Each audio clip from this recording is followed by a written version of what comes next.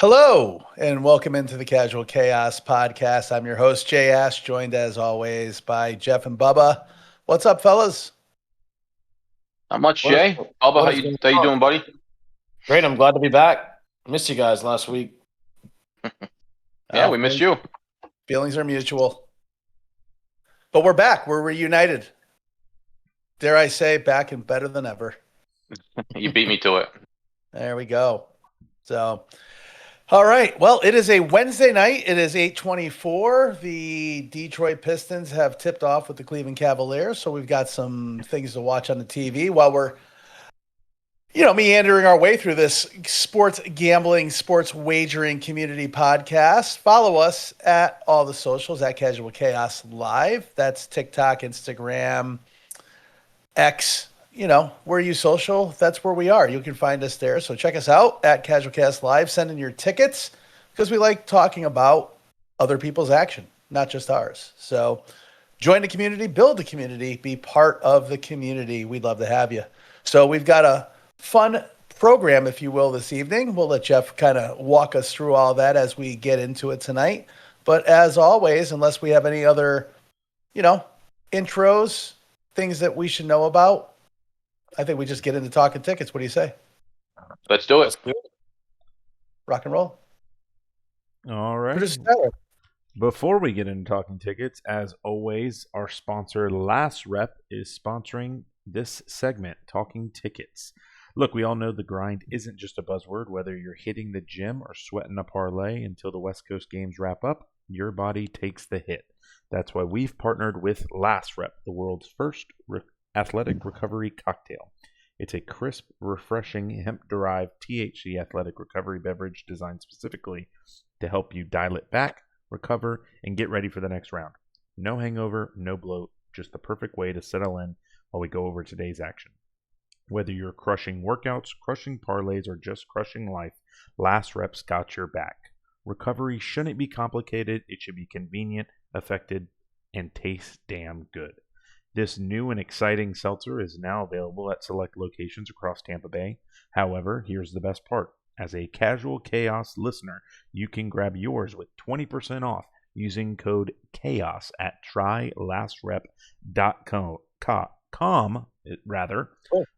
Trylastrep.com. That's code CHAOS, CHAOS, for 20% off at trylastrep.com. Not a tongue twister, but twisted my tongue up. Again, thank you to Last Rep. Got the lime, got the orange, the new orange flavor. It's fantastic. Try it out online. Buy it today. Get it? Yes, sir.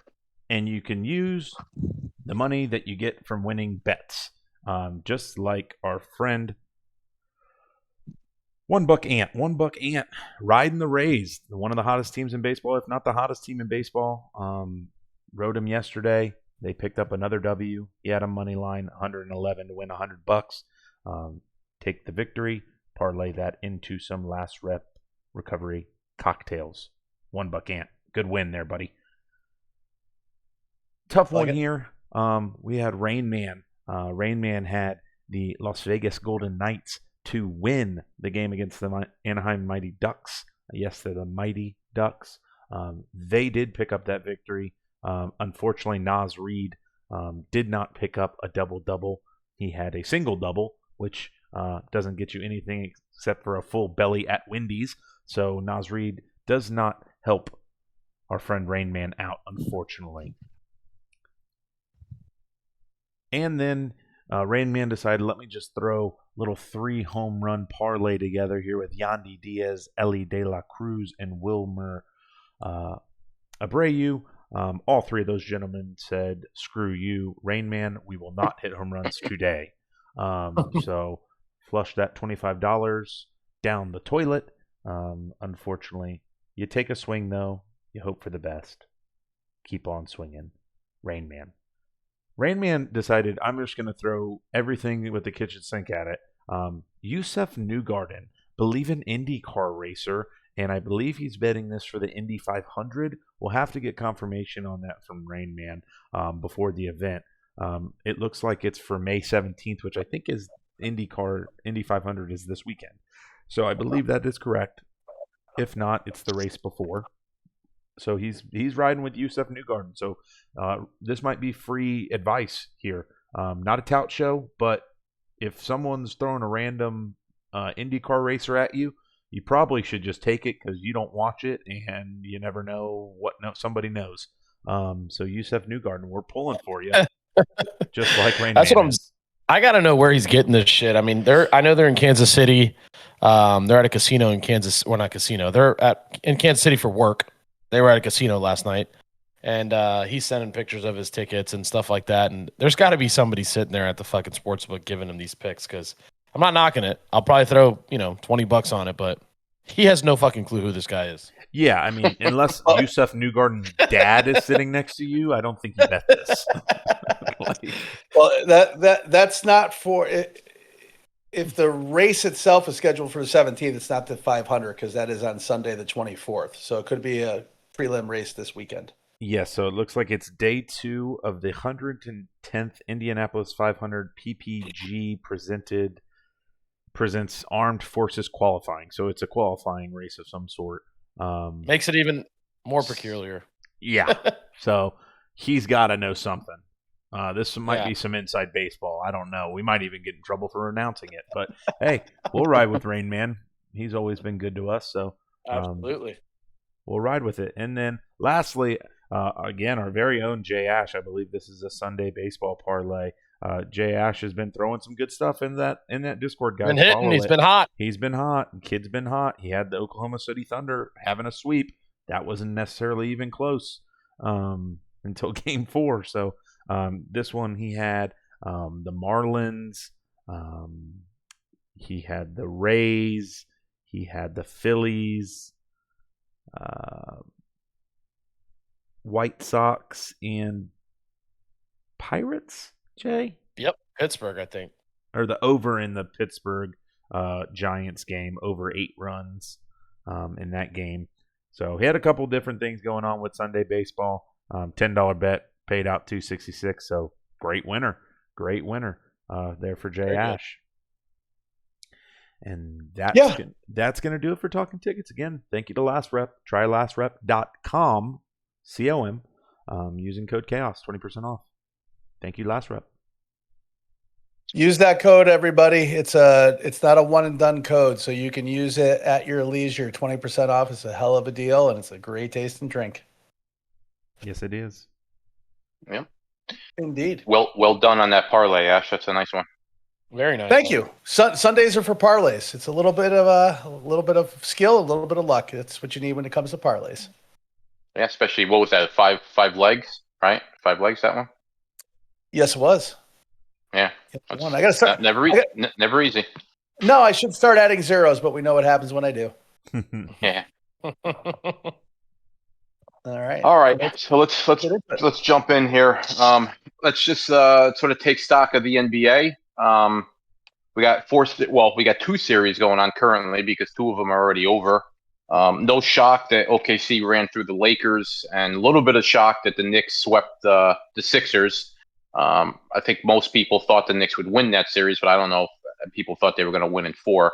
Out of the 4 of us, Ash was the only one that had the 76ers win in that series. So the Knicks stuck up a middle finger to you there, Jay. But other than that, we got the Cavs and the Pistons playing a very strange series. I was the only one to take the Cavs to win that series. Not that I felt good about it, but I just sort of had a feeling that Mitchell was going to go off a couple of games, and he finally did on Monday night. So we'll see what happens tonight. It's back in Detroit. Any thoughts on that series? I mean, at least it's competitive, but very strange series so far. I'll let you go, Bubba. No, I mean this game is a huge game. I mean, Game 5, whoever wins this game is in the driver's seat, and I mean they're trading threes right now. I got the game on in front of me, and Cunningham looks like he's hot tonight. So, I took Detroit in this Game 5, and I'm taking Detroit to win the series. So that's my take on it. Yeah, I mean, so far the home team has won every game, so we'll see if that continues tonight. And I think they're the favorite to win the series, right? I mean, I think they're They were coming in, yeah, definitely. Yeah. And they were the favorite tonight too. Any thoughts, Ash? Yeah, not much different than what it's kind of Captain Obvious, right? We're game 5. No team has lost at home yet, and they say series don't start until that happens. So this does feel like it could go 7. I do think Detroit wins tonight, so we'll see if they can close out. But I just think they're a better team overall, so it's not a shock. They are the favorite to win. We'll see if Mitchell and Harden can overcome however you feel about their playoff demons. But I wouldn't be shocked if Detroit wins the next 2, and Game 7 will be a sphincter tightener for all involved. So I actually don't want to see it go 7 because I don't want to watch that. Yeah. I gotta ask you guys, because I know you were big on obviously the winner coming out of the West, but I mean, are you guys just as confident now as you were before? Probably more confident, right? After some of these teams have been knocked out, the Celtics and some others. No, I think the Knicks are opening some people's eyes, but to answer your question, no, I would still pick the Spurs or Thunder over them if the Knicks were to get that far. So but hey, look, the Knicks are just pounding people right now. I mean, their last 4 or 5, I mean, they're crushing teams. So got to give them credit, And then the other series. Go ahead, Jay. Go ahead. No, just to double down on what Bubba just said. I don't. The Knicks are definitely capable. The Knicks should get there. I don't know. It could be a good series with Detroit. I've talked to a couple of Knicks fans that are hardcore Knicks fans, and they're kind of under the impression getting to the finals is going to be great. No one's beating OKC. So there is a chance that San Antonio can beat OKC. I just don't think the Knicks are going to beat whoever comes out of the West. Right. Yeah. Well, I think to your point, I think they've got a better chance against the Spurs than they do OKC. So if that does happen, that's in their favor. I don't know who's guarding women. Don't be so sure about that, man. The Spurs are legit. So, and by the way, that series isn't over either. No, it's not. But it's close. It's close to being over. By the way, Detroit has owned the Knicks this year. Not that necessarily means anything, but Detroit has beat the Knicks up in their matchup so far this season. So Detroit's not playing great basketball right now, though. So, like I said, that might not mean anything. But let's get to that Spurs Timberwolves series. Bubba, I think the series would be over if Wemby didn't get kicked out of the game a couple of nights ago. I think the Spurs would have won that game. But they didn't. So, but they won. They won Game 5, which was huge. So they're up 3-2 now. All they got to do is win one game. I'm hoping they close it out in 6. I'd really like to see the Spurs. I mean, they're a very young team. They don't really have like that grizzled veteran on the team who's gone through the wars, So I'll be impressed if they could go into Minnesota Friday night because they're off tomorrow. If they could go into Minnesota Friday night and get that win, that would be very impressive to me. So yeah, I agree with that. It's just crazy that spread's only 4.5. I would think that'd be a little larger, but I guess. Well, it is in Minnesota though, Yeah, so. That's true. Yeah. Jay. Yeah, what you said. Wemby's an animal, man. Wemby's an animal. Alien. That's for sure. When he's not the only one. Well, when he's playing though, it's a different game for them.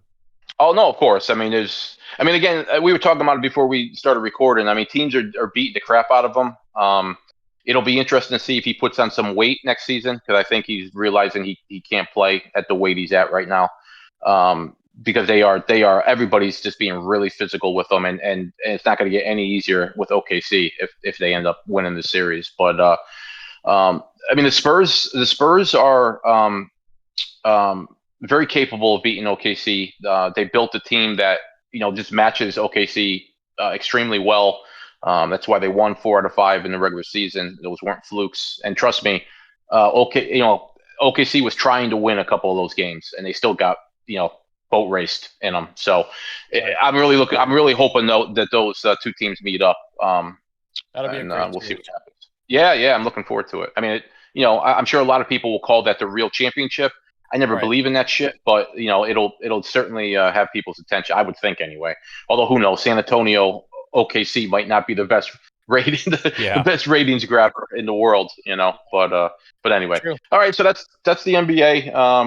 Next week we'll be into the conference championships, so we'll probably have a little bit more to talk about. But Tyler, what's going on in the NHL? Educate us.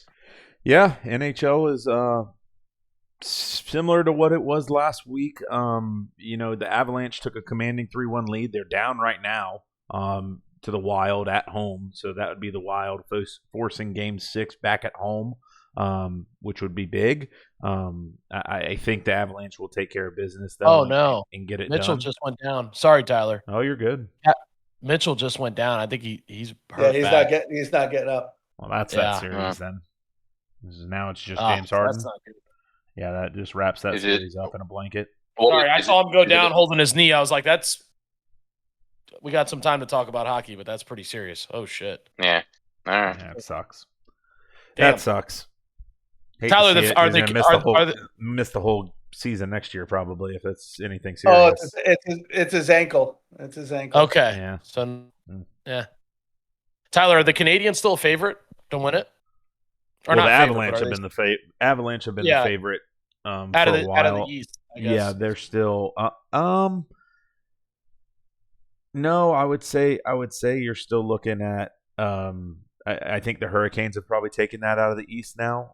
They haven't lost a game in the playoffs. They're the only team that haven't lost. They're pulling the Thunder in the hockey. They're 4-0 in both, swept them both series. So they're probably the favorite now. Now tomorrow night, it's a huge game in Buffalo. Buffalo win the game the other night off a fluky goal to tie it by Tage Thompson.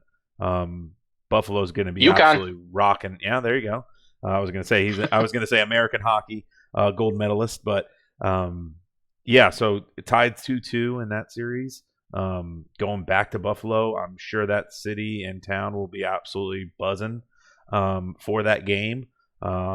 Huge game as the Canadians are trying to force to win it to win it at home, potentially in Game 6 on Saturday. And then you have another big one on tomorrow night with the Ducks and Golden Knights. Golden Knights up 3-2 in that series, looking to close out the Ducks, who had the highest odds to win, or the worst odds to win the Stanley Cup at the beginning of the playoffs. And they're at home for Game 6, hopefully forcing Game 7 on Saturday as well. So, the Hurricanes are playing really good hockey. I said it last week. They're playing really good. The Avalanche they have so many dogs on that team and so many guys that it's hard not to just say they're going to run through whoever they play. But the Wild are giving them issues right now. So anything can happen. If the Wild come out of nowhere and win that series, obviously it opens things up. You'll see the Hurricanes be the favorite for sure at that point, and then have some opportunities for some people to probably jump on some money if the Avalanche aren't be on to the Western Conference Finals. So we'll see. Things get interesting quick if the Wild can win 2 to force Game 7, and if the Ducks can force a Game 7 tomorrow. So look forward to that. Anybody but the Canadians. Yeah. I mean, I love the Hurricanes. They're playing great, so they're fun to watch. They're just kind of all up in your face, as though the Avalanche are just more skilled. The Avalanche are just more skilled. So we'll see what happens. Definitely opportunities to win some money out there from the gambling perspective. Again, especially if the Avalanche don't win that series. Yeah, so that's kind of hockey right now. You guys know I'm not that big into hockey, but I love when Canadian teams do not win the Stanley Cup, because then we could say, you've been happy for a long time, then, Bubba. Yeah, America's game, clearly. Yeah, it's always been. It's been a while. It's always been. There was a fun stat I saw. So if you are a gambler, I wish I would have picked up on this earlier, actually, pertaining to hockey. The Avalanche have won 3 Stanley Cups. In each one of those years, a Toy Story movie from the Toy Story franchise has come out and debuted. There is a Toy Story movie coming out in June. So if you're just a wacky world bettor, you were probably on that a lot earlier than I'm telling you now because they're about to be in the Western Conference Final. But just a weird coincidence that there's been 5 or 6 movies, and this would be their 4th time winning a Stanley Cup in the same years. Just a weird world we live in. Insane. It's a good call out. You can't predict it. Or you can. Just I guess, ask Disney, right? just ask.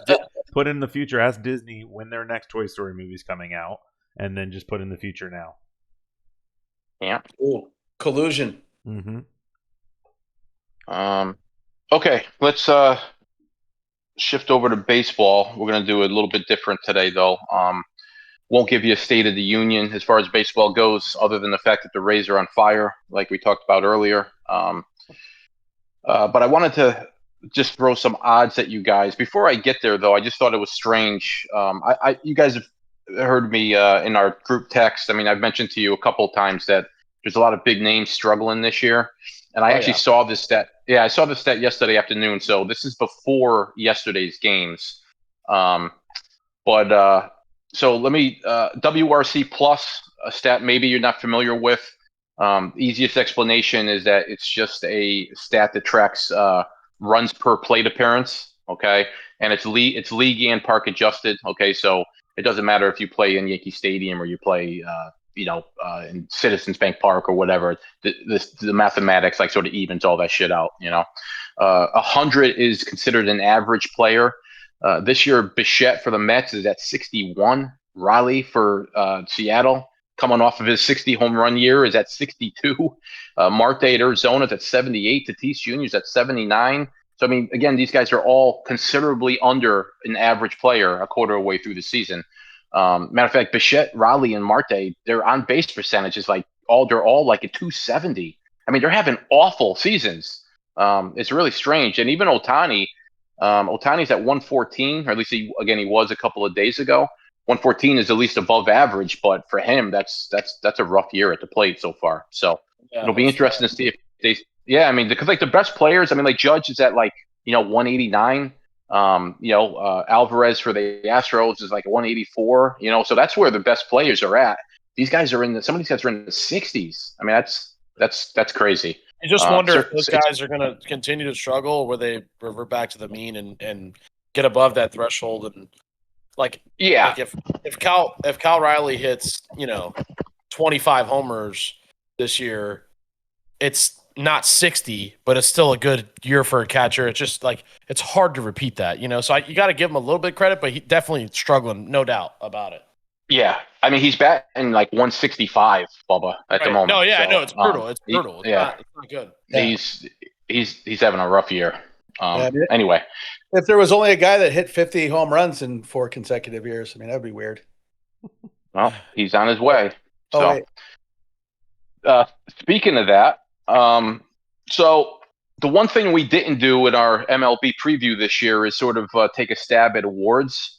Other than a couple of you guys, when we did our lock dog and prop of the year, a couple of you guys did pick some baseball stuff. But for the most part, we didn't really give a pod answer when it came to awards. So let me just run through a few of these. All these odds are from FanDuel.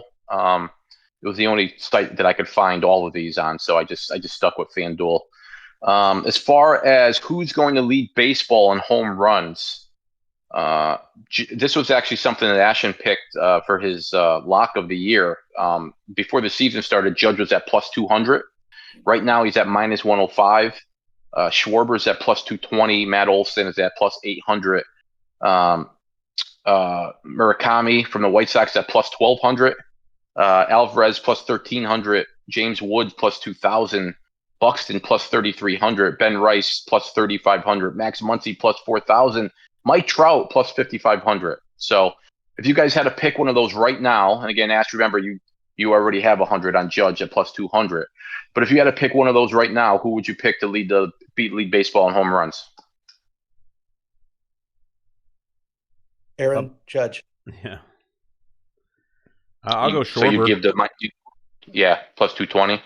I'll take the kid from the White Sox, and I'll take Alvarez. Right. What's the White? You said his odds were the kid from the White Sox. He's got 15. Plus 1,200. I mean, yeah, I'll take that. Okay. Yeah, I'm curious to see if he once he starts playing teams multiple times, it'll be interesting to see if they get a book on him.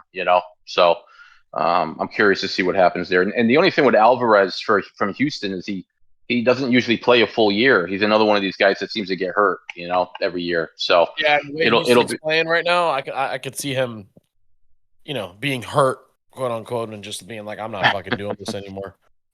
yeah. And Tyler, you said Schwarber at plus 220. Mm-hmm. I could see that. I just like Schwarber. I think he seems like a cool dude. Yeah, he can hit a baseball. Off to a slow start. Yeah, he got off to a slow start, but he's obviously capable. Yeah. Oh yeah, he's got 17 now, so he's on fire right now. By the way, if you're curious, because Ohtani's hit over 50 the past 2 years. Right now he's at 7. You could get him at plus 17,500 if you're expecting him to get on a hot streak. To lead the league. I wonder what he is to hit 50 now. Yeah, I don't know. I think you just gotta put 50 or 100 on that, just because. Like he could go on a streak where he hits 7 in a week. Yeah, that's a lot of catch up though, dude. 12 no, I know. We'll see. Hey, it's out there, Bubba. Feel free to jump on it. Yeah, no doubt. All right, AL MVP. Judge is at minus 130. Alvarez is plus 400. Bobby Witt Jr. plus 500. Bobby Witt's having a nice year. Ben Rice is at plus 2,200, which is kind of crazy because I'm sure he was probably like plus 20,000 when the season started. Trout's at plus 2,500. One of your boys, Camanero's at plus 3,000. Bubba. Rodriguez from Seattle's plus 3,500. Nick Kurtz from Atlanta's plus 4,000. Jose Ramirez, guy who's always in like the top 4 but never wins, plus 4,500. And Vlad, before the season started, Bubba, you picked Vlad. He was at plus 1,400. Now he's at plus 5,000. So here we go. And he's actually having a pretty good year too. So I'm surprised his odds are that high. But who are you picking based on those odds? Again, from FanDuel, by the way. It's just like barring injury, Aaron Judge is the MVP. There's nothing you can do. Like if you don't want to make $105 on your $100 and you want to try to hit it big with somebody else, but you might as well just fucking take it outside and throw it in the garbage. Tonight's garbage night here in my neighborhood. So, but unless he gets hurt, I don't see anybody winning the MVP. And the Yankees are having a good year too, so it even adds to the case. Like Alvarez is plus 400, 450. They're going to finish in fucking last place. He has no chance of winning MVP. Yeah, you might be right. I mean, sometimes nowadays I think the younger voters don't necessarily pay attention to winning as much as the older guys used to, but you're probably not wrong. I mean, Judge isn't even. Yeah, I mean, he's not even having a good year yet for him, and he's still like at the top of the board in almost every category. So it's just like we were talking about Ohtani. I'm just waiting for him to go on one of his patented hot streaks and then look out. But I would probably, if I was going to take anybody besides Judge, I would probably take Bobby Witt Jr. at plus 500. That's probably where I would go in that one.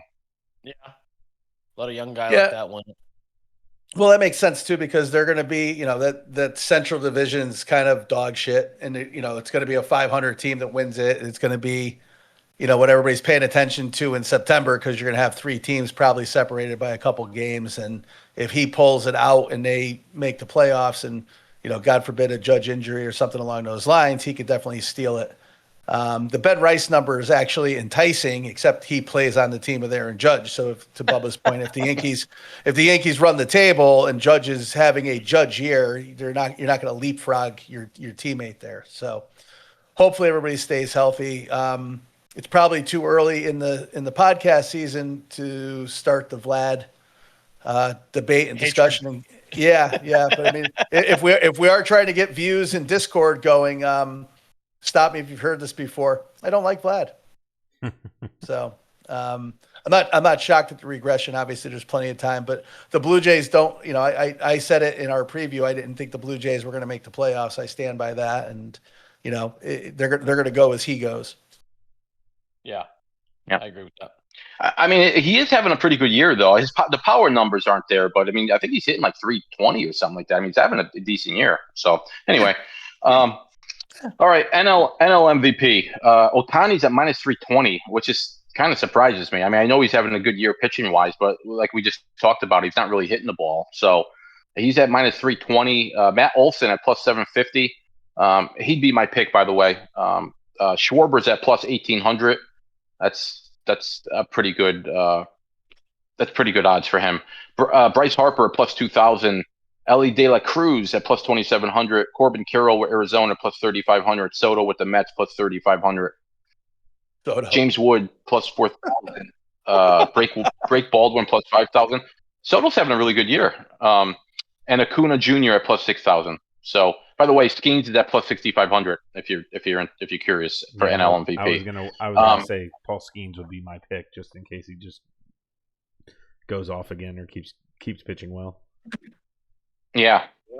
He's having another great year, as we all know. It's interesting. I saw something that talked about how he kind of changed his windup. Like he's releasing the ball from a higher point than he has in the past.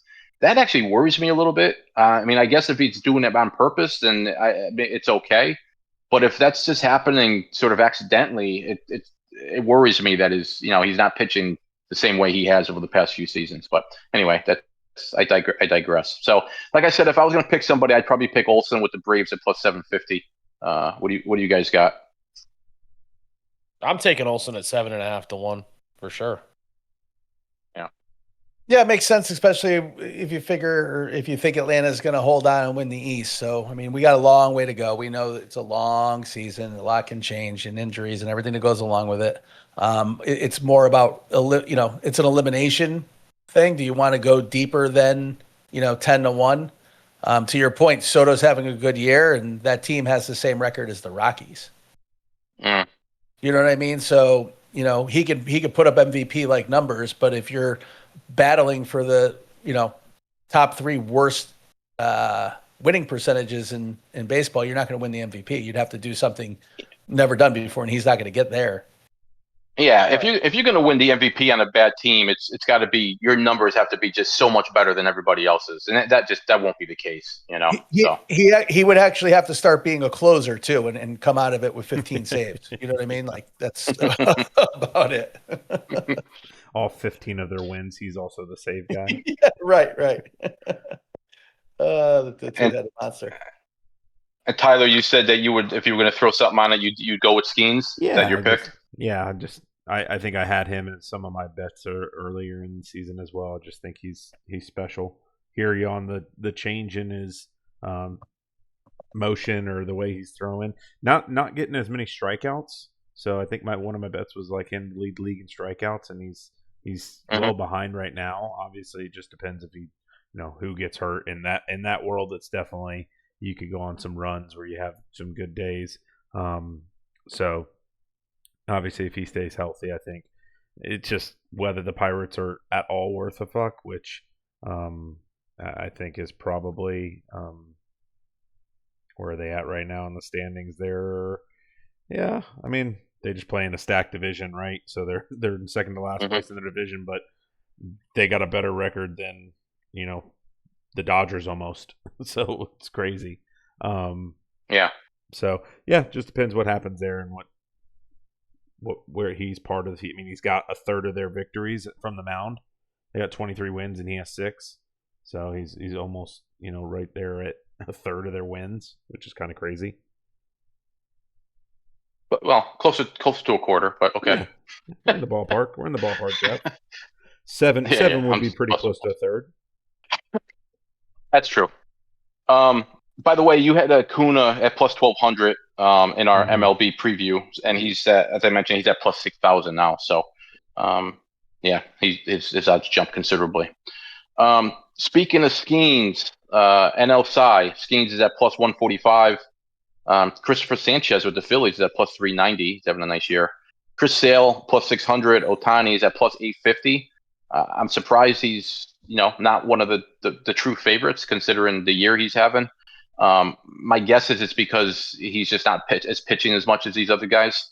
Dodgers are basically rolling out a 6-man rotation right now, so his innings are down. But Jacob Mizorowski, Mr. 102 miles per hour, is at plus 1,500. He's pitching tonight, by the way, and I don't know. I know he started the game off well. I don't know if the Brewers are still winning. Chase Burns plus 1,600. Yamamoto plus 2,000. Before the season started, he was plus 500. So again, a lot of the odds for these guys are jumping. Nolan McLean for the Mets plus 2,000. Eminaga with the Cubs plus 2,500, and Mason Miller, the reliever for San Diego, plus 4,000. So getting schemes at plus odds, I'd be all over that. So that'd be my pick, plus 145 for schemes. Yeah, I'm riding with you on that, Jeff. Like I said, barring injury, and the Pirates seem to be winning games when he's pitching, as opposed to historically not. So I like him to win it. Plus odds, I'll take that all day. And this would be his third in a row, I know he won last year. Did he win the year before that too? I don't know if he won it as a rookie. I don't think so. I don't think he pitched enough to get there. I know he had you might be right. good numbers. I don't know if he really threw enough innings. I'm looking it up now, though, Jeff. Yeah, I know Scooble won the last two, but you're probably right. I don't think Skeens won his rookie year. So, but I'm trying to think who did. Yeah, he just got one Cy Young. Okay. So, Ash, this will interest you a little bit. AL Cy Young. Guess who's the favorite as of a quarter way through the season? Schlittler. Yeah, plus 220. Our boy Cam Schlittler. Like it. The pride of Walpole, Massachusetts. Still plugging along, plus 400. Max Fried left today's game with a elbow injury, although he says he's not worried, plus 850. Jose Soriano with the Angels, plus 1,200. Rasmussen with the Rays, plus 3,000. Gavin Williams with the Guardians, plus 3,500. Logan Gilbert, plus 3,500. McClanahan with the Rays, plus 4,000. And Kirby with Seattle, plus 4,000. So, yeah, I mean, my only concern with Schlittler is the workload. If he ends up pitching a full season, it'll be a lot more innings than he's pitched in his, coming, as far as the season in a certain season before. So that worries me a little bit, but he does look nasty. So I guess if I was going to throw money on somebody, Spieth is tempting at plus 330, but I guess I would go with Cam at plus 220. So I'd be a homer there and take Schlittler. What were the odds on Soriano? He's plus 1,200. Yeah, I'd have the same concerns as Schlittler as you did. I'd rather see them, I'd rather see him pitching 6-7 innings in games that they're pulling away from people and he's getting some form of rest without losing rotation spots. I think Soriano's just in a position, being in the top three in the major categories, that if he can sustain it, it makes sense, and I like the value. He's having a really good year too. If I had $100 bet to bet, I'd do 50 on each of the guys from the Rays. If they keep winning games and they keep stacking wins, and they're becoming more fun to watch. I'll tell you that much. Especially with that. I mean, I know we're talking awards and stuff, but if there was an award for most fucking steals or bags or most chaos on the bases, that guy the other night he manufactured a run. I don't know if you guys saw it. The pitcher balked, then he stole third on the next pitch. Then the catcher threw the ball to left field when he was stealing third. Simpson is incredible. He flies. Do you think we can get a sponsorship piece for that award? The casual chaos on the bases award. Good. Chaos on the bags award presented by Last Rep. The Ricky Henderson award. The Ricky Henderson. I like it. Hey, if the Rays win today, they'll be 4 up on the Yanks in the loss column. So they're building the cushion. So when we spoke last week, the Yankees were up a couple of games on the Rays, and that has switched quickly. So it happens that fast in baseball. All right, so we got some picks on the record. We're a quarter way through the season. I know Ash has mentioned a couple of times it's a long year, but it actually seems like it's flying by this season for some reason. So I always enjoy baseball season. Anyway, we'll continue with our eclectic show, and we're gonna go a little horse racing. It's leg 2 of the Triple Crown, although the Triple Crown is basically dying, as we discussed a couple weeks ago. I saw this today, guys. Since 2019, 5 Kentucky Derby winners have not run in the Preakness. That's a lot, but it's even more so when you take into account that before that, only 3 Kentucky Derby winners didn't run in the Preakness. So, and basically all of history, every horse that won the Derby ran in the Preakness, except for 3. And then starting in 19, 5 of the winners has not run. So the Sounds Triple like there's Crown stuff is in the obviously. water.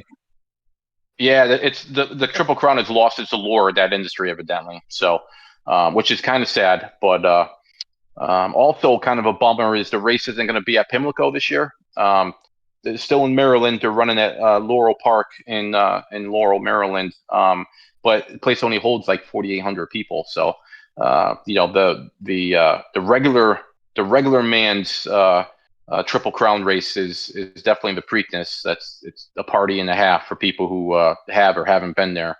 It's going to be a little more subdued this year, unfortunately. I'll give you my pick, and then I'll let you guys cook. So again, as we mentioned, the Derby winner isn't running, but the jockey who rode the Derby winner is going to be in the race. Jose Ortiz is going to be riding Chip Honcho at 5-1. So I'm going to, since I can't pick a horse to win the Triple Crown, I'm going to pick the jockey to win the Triple Crown, and I'm going to ride Jose Ortiz. So that's my pick. Ash, fill us in. What's going on with the Preakness this year? Well, just to put a bow on what you said, there's probably a lot of different reasons behind I don't think it's the allure of the Triple Crown has left the trainers and the owners as much as the protection of the animals and the protection of perception has probably erred on the side of caution for the animals. Not a bad thing, but it does, lessen what the prestige of these events are. To your point about this being at Laurel Park, the size of the track is obviously unequivocal, and I'll get into that a little bit more. But that is the party, and I heard the accurate comparison. If you want to compare, to another sporting event, obviously the Run for the Roses, Churchill Downs, it's synonymous with, it's the crown jewel of the Triple Crown. More in line with the Masters from a prestige standpoint, right? You win the Kentucky Derby, you're famous. You win the Preakness, there's not a lot of regular people even know what that race is. But from a fan perspective, the Preakness is the equivalent to the Waste Management Open in golf, right? That is, the most turnstile event in golf, and it is a party, and everybody knows going there, you're there to party. And Jeff, you and I have been fortunate enough to been at several Preakness infields, and it's a sight. And I've made this comment before, and it gets echoed a lot. Actually, the first year I was at the Preakness inside the infield, everybody asked, "How was it?" It was great, man. I had an unbelievable time. Didn't see a horse all day. Because you are there and you are just in it with the masses. So the quick thing about Laurel Park in comparison to Pimlico is a mile in a mile and a third. Laurel Park is a mile. So before anybody overreacts, the race distance will be the same. Obviously, they just pull the starting gate. So the other part, there's 2 other factors here. If you're just comparing it to what would this trip be at Pimlico, Laurel's more of an oval shape, so you're going to get a little bit wider turns. Preakness is, or I should say Pimlico is more of a tight turn track. That does play a part here because historically at Pimlico, speed typically wins out. You've got to kind of track the Thursday, Friday races to see if that holds true for the weekend. Is it a fair track, however you want to phrase that? But you typically don't have the closers make the big runs like we just saw in the Derby in the past. That's going to be amplified at Laurel Park because that straight, the final turn into the straightaway is a little shorter distance.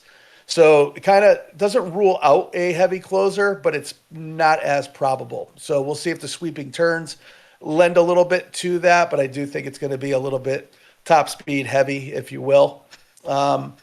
with all that said, I don't mind your pick. I like your pick at 5-1 Chip Honcho because little nugget. If you are paying attention, that horse did beat the Kentucky Derby winner in its last race. So obviously, it has the capabilities to be a Derby horse and a Derby winner. I'll probably have Chip Honcho in a lot of my unders, and I will give out a superfecta on this podcast actually, but it's not my winner. Without beating a dead horse, no pun intended, and letting Bubba jump in here, I'll just go ahead and give you my winner because we have what you would like to refer to as a mispriced horse on the morning line. I'm talking about 20-1. Jose Ortiz's brother, Irad Ortiz, arguably the best jockey in the sport. That horse broke its maiden day one, has raced in nothing but stakes races since then, has been competitive in all of those stake races, and went up against all the big boys that were in the Derby. With Irad on there at 20-1, I fully expect, Bubba, this horse to be probably closer to 8-1, 7-1 when the race goes off, because I just think sharp money is going to look at this and have the same reaction I did and go, ooh, we've got an issue here. Right. And the sharp money obviously comes in late, so I don't think it'll be public money, and there's not a story attached to this. The story attached to it is probably going to be more of where is this horse? Oh, Jesus. Not Iron Honor. Where's the woman-owned horse? I should be better at this. Taj Mahal. Taj Mahal. There it is. So Taj Mahal, Brittany Russell trained horse. That's where the public money is going to go. It's 5-1 right now. It's a good horse. It's got all the running on the rail, right? Running on a rail, yeah. But anybody who passively watched the Kentucky Derby knows that a female trainer won. You have a female trainer. The trainer is married to the jockey. So the love story, the love interest, it's a Hallmark fucking movie here. So I see a lot of public money going down. I like Taj Mahal. It's a good horse. I won't have much on it, but I'll definitely play it in some unders. So I'll just end it, Bubba, and turn it over to you. Yeah, I mean, I only had one real take here. I mean, I've got three horses that I really like. I like Incredibolt. I like Taj Mahal, and I like who's the other one there? Let me get to him. O'Shelley. I like him. He made a surge in the Derby, and obviously this field is slightly weaker, so I think he'll perform well. But all of them are, I think, O'Shelley's 6-1, and the other two are 5-1. Taj Mahal for me, I'm a sucker. I think that she'll be the first female trainer to win the Preakness, and that'll be your ipso facto triple crown. If there's another female trainer in the Belmont, then I'll probably pick that too. But you're right, Jay. There's going to be a lot of public money there. Probably going to go down, honestly, from 5-1. So we'll see if it gets too far down there. I'll stay away from it. I'll throw it in on some exotics, but. Incredible to me. I mean, I watched some highlights of those races today, and those, they finished strong in a lot of their races. Like you said, at the closing, that could be an issue, or may not come into play, like it would at, Pimlico or the Derby or another track. But we'll see. But right now as it sits, I'd be betting on those three horses. Yeah, $100 on each. You're gonna win money if either one of those come in. Sure. It does feel like a really wide open race. No doubt. The only other thing I'll mention, and Ash, you sort of beat me to the punch. I wrote down two horses. Obviously, I mentioned Chip Honcho, but I also was going to throw Talkin' out as sort of like my long shot pick. And Jay, as you said, he might not be a long shot by the time the race starts. But yeah, I like that one too. So that's a nice pick on your part. Yeah, he's not going to go off as the favorite. I've got a pretty strict life policy. I don't argue with anybody who drops an ipso facto on you. So I have no notes on Bubba's commentary. But I'll give you the superfecta box. So $1 bet boxed up is going to be a $24 bet. You want to play Talking number 5, Chip Honcho number 6, number 7, The Hell We Did, and number 9, Iron Honor. That's your superfecta. And if the odds were to hold 19-1, 15-1, 5-1, and 20-1, it won't be a Derby style 90,000 plus payout, but it'll definitely be a 5-figure plus, payout. So I like that. I like those 4 horses boxed in a trifecta as well. I'll be taking Talking across the board and probably not mess around with too much else. I'll have some of those numbers I just gave out in, some overs and some keys and things along those lines. But I'm just going to ride Talking hard on this one. Stick with my first instincts, so that's as good as any other form of handicapping in these types of races. Bubba, I do like, there is an argument for Derby horses that, fall short in the Derby to come back and have a good Preakness. So what is the name of that horse again? There's 2 of them, Ocelli, and there's Incredible. Yeah. If you go back and watch the Derby now, because you can watch the race and not your horse, Incredible did make a move. Renegade kind of ran him sideways, but he was right there with Renegade, who obviously was in position to win that race before Golden came and took it from him. So there's definitely something to be said. It's something I'll play in some unders as well. I don't think my understanding from the other services I monitor, Riley Mott wasn't planning on putting this horse in the Derby, in the Preakness, but he saw something enough to get him there. So, if you're into connections, there's no reason not to give him a whirl. So it is wide open. It's a different track, so it's not the same. Pay attention. Again, if you're going to follow us blind, do so at your own peril. If we win, then obviously, give us our flowers. But you gotta monitor Thursday and Friday. You got to see what that track is actually doing, because it is just a different format than Pimlico. So, best of luck to everybody. Let's have some fun. Yeah, be a fun weekend. Yeah. Okay. And as we continue to bounce around from sport to sport, we have a golf major this weekend. So PGA Championship. Ash, who do you like this weekend? You're the biggest golf. Well, you and Tyler, the biggest golf guys out of the bunch. But I'll let Tyler cook for a little bit here. Yeah. So PGA, I think Scotty's going off as the favorite this week. If I am trying to pull up the odds here. Yeah, I think it's like plus 450 or something like that. He's the favorite. Yeah, in probably not a bad place to start with your money if you're going to sprinkle and try and hit a winner. Sprinkle something on him. I know he's been slow to get off the gates, kind of in his book, but he's got a few top tens in the last few goes at it. It's going to be a week that somebody's got to get the putter going. Because it's not an overly long golf course, so it's probably going to be the guy who makes the most putts this week. It's not just going to be the Bombers. The Bombers will have an advantage hitting a little less clubbing in the green, but the guys who can 2-putt from distance, because there's some bigger green complexes at, I think it's Aronomic. So bigger green complexes, you're going to have to get some solid lag putting.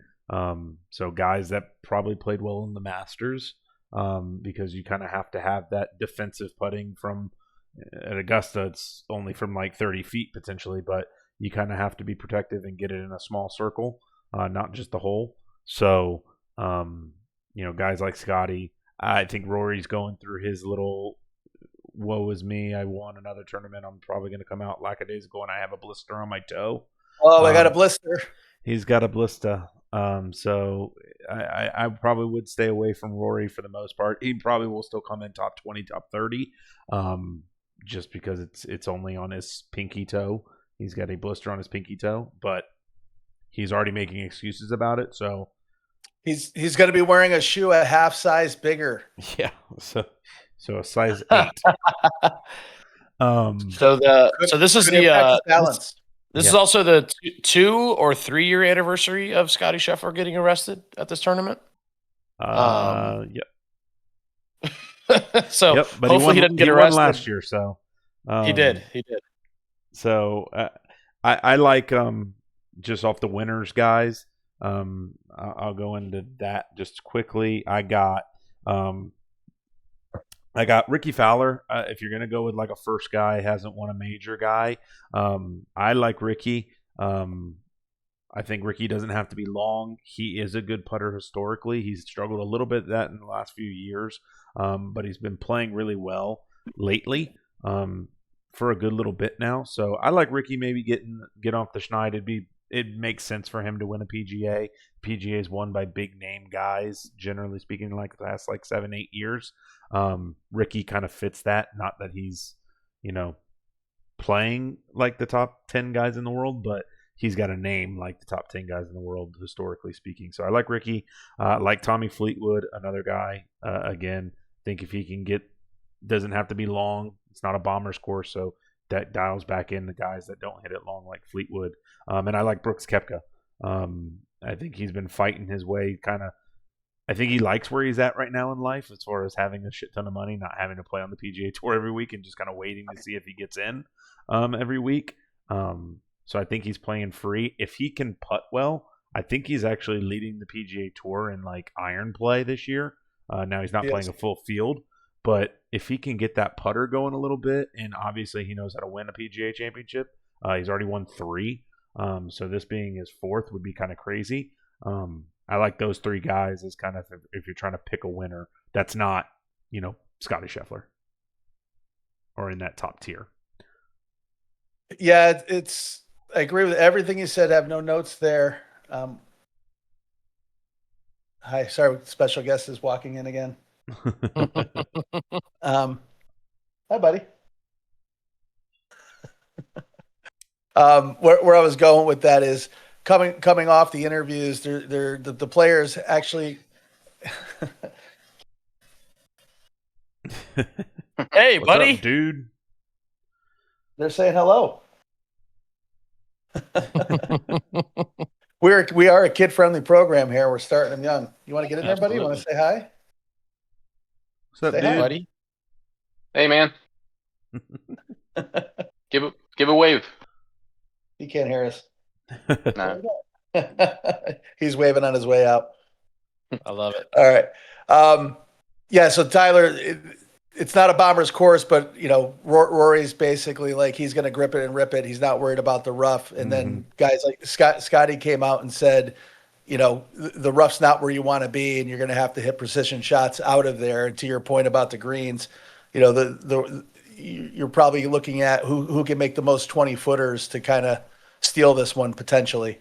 I thought your take on Brooksy was spot on because he does lead it in iron play, but I believe he's a paltry 140 something in putting. Yeah, I think he's got a new putter every week this year. But to put that in perspective, how good the iron play is, how many top 15s and top 10s has he had this year? You know what I mean? So he definitely we know his whole mantra is the tour events are practice, and he plays for the majors. So we'll see if he can pull it together. This is semi funny. I accidentally put in 2 separate tickets for Scotty to win 2 months ago, and because of the way one of my sites works, I just I just saw a winner, so I hit the box, and I was like, oh, Scheffler 450, yeah, why not? And I put it in, and I did it again, and then I realized as I went back to put the rest of my action in, I was betting the PGA Championship. So I have 2 tickets on Scotty. So 100 to win 450. So let's go, Scotty. I'll say this for the top favorites under 20-1. I will have something on Cam Young, who's playing lights out, and his game is tailor made for this course. Whether he uses a tailor made ball or not is unknown to me. I do like Ludwig this week as well. Another guy who has been around, on leaderboards this whole year and seems to have one bad round.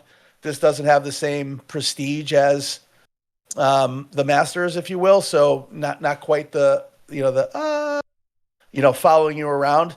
And being in Philadelphia, I think he could get some crowd.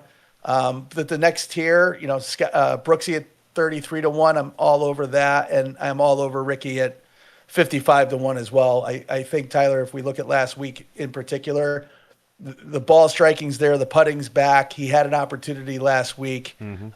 He had a shit Friday, so the fact that he was even there is good. I just like the form. And you want to talk about the potential for a crowd getting behind somebody. Ooh. If Ricky's on the leaderboard come Saturday, I think you're going to see that whole vibe shift his way. And, whether he could outduel Scotty down the stretch will be something. So I really think it's going to be, what Scotty does as usual, and can somebody sneak up. So those would be my win plays. I think this is the perfect tournament if you guys like betting golf. And as you know, you could take $100 and spread it over 10 guys and play to make money because you're going to get plus odds. The plus 20 and plus, the plus 20 and plus 30 if you can get them, like if you're on the Hard Rock. There's some serious numbers, some guys that are, have a good shot at actually being in this tournament to win it. You're still getting 3-1, 4-1 in some cases in the top 20. Tyler sent me a parlay. I hope you don't mind me leaking it here, Tyler. But no. You got guys like Fleetwood, Koepka, Fowler, and Cam Young. With the exception of Cam, all those guys are plus money all the way up to plus 2-1 in a top 20 bet. So, a dollar is going to pay you close to $100 in that situation. Like those are the values you should be looking at. If you want some just outrights, I would be hammering Koepka and Ricky in the top 10, Cam Young in the top 10, guys along those lines. So as usually, this is one of those majors where it typically isn't always chalk. Somebody sneaks in. Pay attention to the JJ Spahns of the world again. Pay attention to the Goddard's, because Goddard's a guy that can bomb the ball and he can putt, and he putts well on bent grass. That's another key here. The guys who putt great on Bermuda grass, this is bent grass. So a little different, and pay attention to guys who make, 15, 20 footers on a regular. So like a Russell Henley or somebody along those lines. So a lot of action, have some fun with the top 10s and top 20s. Try to narrow it down to four or five guys on the win. That's the way I look at it. Bubba? Oh, I'll be quick, but Cam Young grew up about 3 hours away. And he's playing, like you said, he's playing almost lights out, probably best golfer in the world right now. Not better than Scheffler, but I mean, he's putting together some crazy tournaments. Jordan Spieth is a PGA win away this week from a career Grand Slam. So he's a guy to watch. He can get hot with the putter. They cut down a shit ton of trees. I read this. So this plays to the Bombers, right? If they can hit it over those bunkers, and it just depends on how tough the rough is. But I'm big on Scheffler. I'm going to do some first round. I'm going to throw some first rounds at you guys. Spieth first round 50 to win 2,700. Scheffler 50 to win 720. McIlroy 50 to win 960, and then Cam Young 50 to win almost 1,200. So I've got those four guys on the first round leaderboard leading after tomorrow. But those are I would say Scheffler's a big favorite to win it, and I don't see why he wouldn't win it. And like you said, he's plus 450. You might sprinkle 100 on him, 200 on him, and try to make a couple $100. Yeah, he's just been pedestrian this year with his iron play. He's not been playing like prime Tiger Woods like he was for a little bit, but that's why he's not quite at that level of like you gotta bet. Yeah, no doubt. But you're getting better odds now because of him being a little bit worse, which is only going to help you. This is one of those tournaments though. Where you're exactly right, where you're like the odds are getting better because he hasn't been as dominant, but then you're just like. And he's up by 5 strokes on Sunday. And you're going to feel stupid if you didn't bet it. You're like, fuck, man, it was plus 450, and I should have bet it, and I said no. It's exactly what happened. This is going to be fun to watch. I think it's going to be a pretty cool tournament. So I'll be locked in on that and the Preakness on Sunday for sure. Yeah, Scotty's minus 200 to top 10. That's a pretty safe play. But going back to my point about top 20 in value, Bubba, but Spieth at a top 20 is plus 240. Yeah, so to me that's an automatic $100 play. Right. Yeah. No, for sure. Yeah. So we'll see how it goes. But again, nice weekend for sports. You got playoff basketball, playoff hockey, major golf tournament. second leg of the Triple Crown. I mean, if we could mix in a little WNBA, I mean, what a weekend. Is the All-Star Yeah, I mean, you break got already? depending on what happens on Friday. I mean, you could have a Game 7 on Sunday too between the Spurs and the T-Wolves. So, by the way, let's talk about the big fight this weekend. That's 10 years too late, but you got Rousey fighting Carano. You guys have any interest in that at all? 12 Netflix, years ago, right? yes. 12 years ago, Yeah. 15 years ago, I would have been pumped for this fight. Yeah. Gina Carano hasn't fought since 2009. And Ronda Rousey hasn't fought since when? 2013? 14? Yeah. Yeah, this makes fucking Tyson Roy Jones at age 48 look like a good fight. The problem with Carano is in 2009 she had lost it. You know what I mean? You can say the same thing. Rousey too, right? Yeah, but at least Rousey's fought in a real fight before COVID, so. I don't have much interest in it. I haven't even been following the storyline. What are the odds, Jeff? Throw some odds at us. I have no idea, man. Yeah, probably. I mean, I imagine they must be getting paid a ton of money. I mean, it's the only reason why they're doing it. But I have to imagine if they're not, that's embarrassing. I hope it works out for Carano just because she got bounced off the Mandalorian and she was great because too. she got whenever swept two up. chicks are fighting, and listen to me, they've been dominant, and there's a lot of girls out there in the UFC that would absolutely beat all of our asses. But you just got to think to yourself in a fight like this, do you think you could get in there and last? No, of course you can. It's a weight thing. Ronda Rousey's mine. I used to say, by the way, in Ronda Rousey's prime, when she was beating the fuck out of everyone, I used to say I could last a round with her, no doubt. Just a weight thing. It's just mass. It's not technique or anything. It's just mass. Ronda Until Rousey, she breaks her arm. But yeah, that's what I would say. Yeah, if she gets me on the ground, I'm stay done. off the mat. Yeah, you just gotta stay off the mat. Exactly right. You gotta stay off the mat. Ronda Rousey's minus 550 to win. Wow. Gina Carano Okay. plus 400. Gina Carano. I'll take the other side. Absolutely. Yeah, I might throw something on Carano just because I want her to win. So right. If she's plus 440. Yeah. By the way, I love it. We do not discriminate. Throw $10 on it. Throw $10 on it. Order Uber Eats and see what happens. Yeah, exactly. Seems crazy to me because I there's no bad blood. These two girls like each other. They've been talking nice. On the Hard Rock right now, you can bet that there's a decision in this match, so it goes to a decision. Plus 600. That seems like you should take that. Plus 600. Yeah, I don't see anybody knocking anybody out. Yeah, I don't think they're gonna go for it like that. Maybe I'm wrong, but I think the decision is not to watch it. Yes, that's minus 10,000. Yeah, that's even money. I will not be watching it. It will be it'll be interesting to see what kind of ratings it gets because I won't be watching it either. But I bet you a lot of people will. So Nate Diaz is fighting. I will be watching that. I love when that fucking guy fights, and I hope he wins and gives an interview after because his interviews are fucking gold too.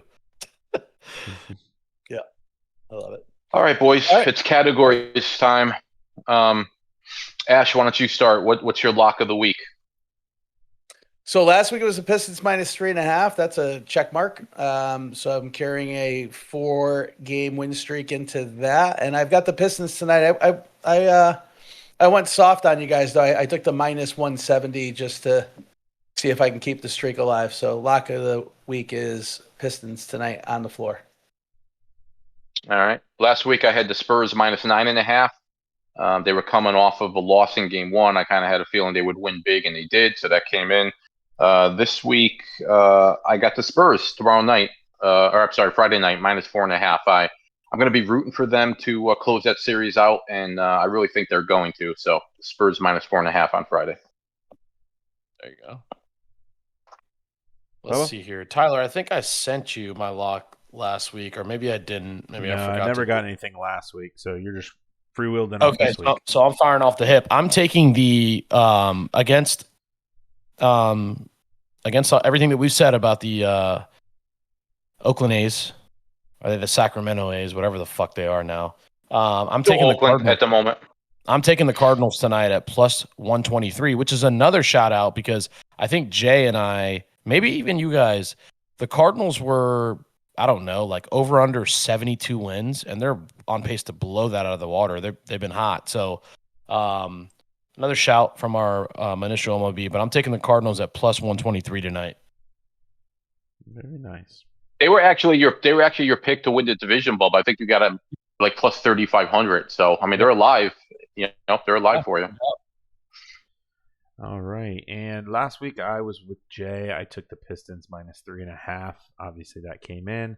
This week my lock is Ricky Fowler to top 20, plus 230 to top 20. So I'm going with Ricky Fowler to be in the top 20 of the PGA Championship.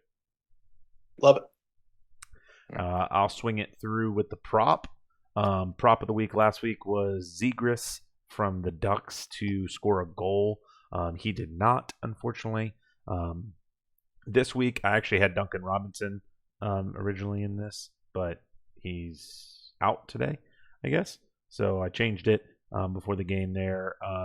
Ant Edwards, over 3.5 threes tomorrow night, plus 170. So Ant Edwards to rein in some threes. Like it. All right, Bubba. Let's see here. My prop this week is Cam Young top 5 finish at plus 263. I like that.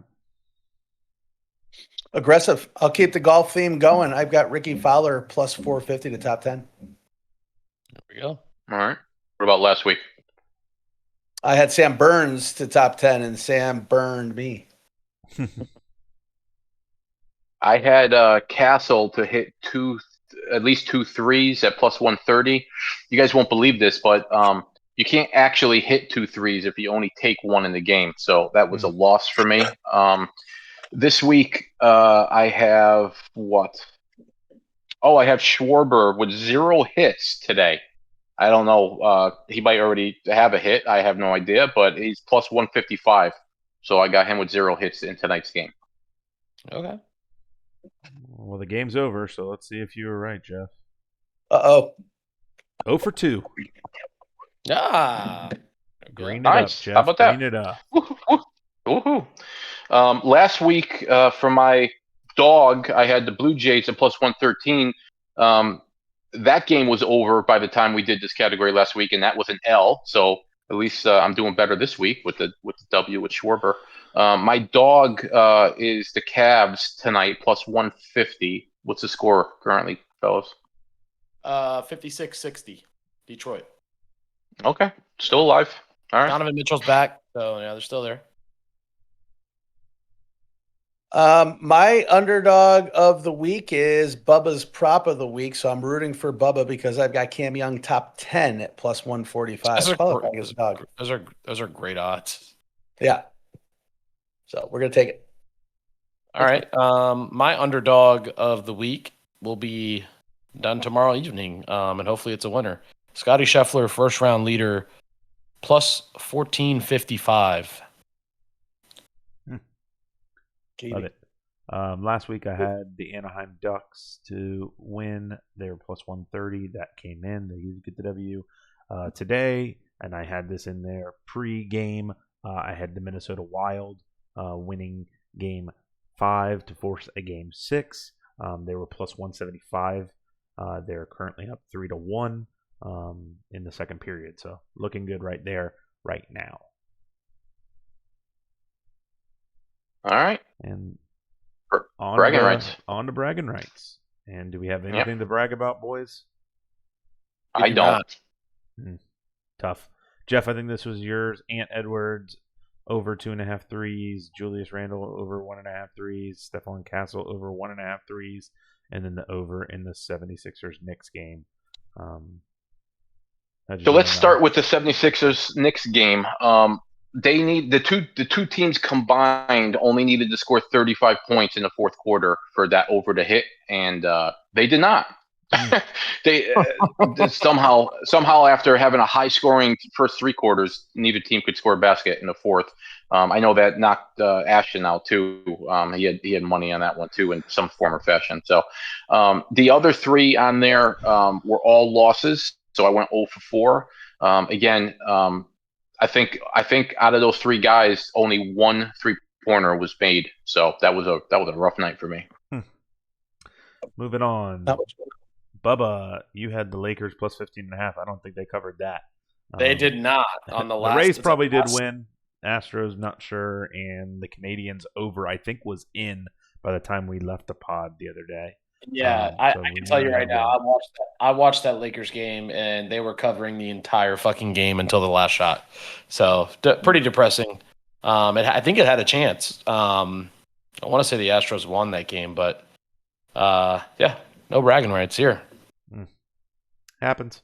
And then Jay, you had, I'm assuming the 76ers plus 10.5 screwed you there.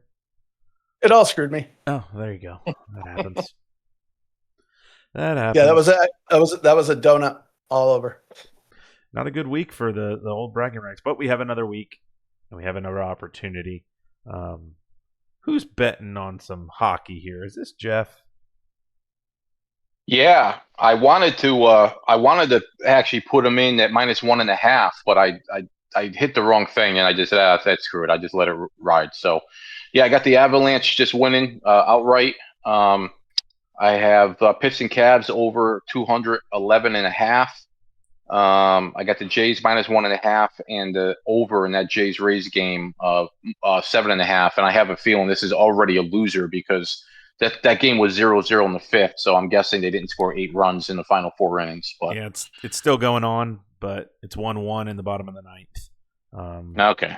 So, and the Avalanche are down 3-1. So this might just chalk it up, Jeff. Oh boy. another rough week. Oh boy. You're saving them all. Mm. Jay? Yeah, this one is not looking good, only from the fact that I have James Harden under 19.5, and here he already has 13 points. So I'm really hoping playoff James Harden shows up in the second half, looks old and slow, and doesn't get to the foul line. But I'm probably 15, 20 minutes away from being out of bragging rights. Still have plenty of confidence in the Pistons -4.5. And then again, I had some fun with golf, threw Ricky Fowler in their top 10, Cam Young in their top 10. So it's a lovely payout if I can get past tonight. 25 wins 14.88. What do you have Harden? What do you say, -19.5? I mean, 19.5? Yeah. 16 right now. So he's got 16? Yeah. Yeah, I need an ankle. And then Bubba, this is yours here. All right, here we go. I am a hedge master, so those of you watching here will notice that I do have the Athletics in my bragging rights. Hopefully win one or the other. I got the A's on the money line. I've got the Dodgers on the run line, and then I've got the Detroit Pistons to win outright, which they're up right now, but we'll see. It's a long game. And I got the Spurs -4.5. Is that game Friday night, I think, right? Yeah. 25 to win $221. Nice. There you All right. go.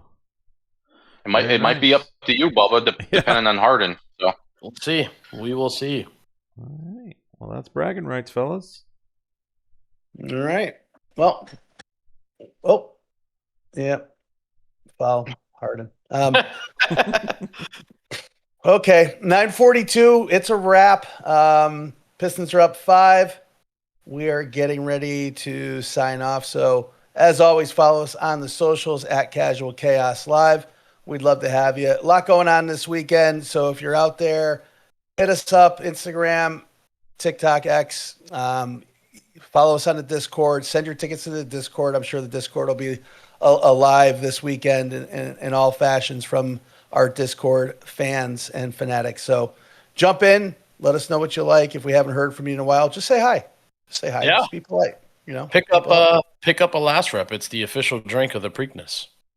So Code chaos. Code chaos. So, all right, everybody. Another fantastic ep. And, enjoy the weekend. It's great seeing everybody. Little bit of everything this week. So, yeah. All right, everybody. Have a great night. All right. Bye.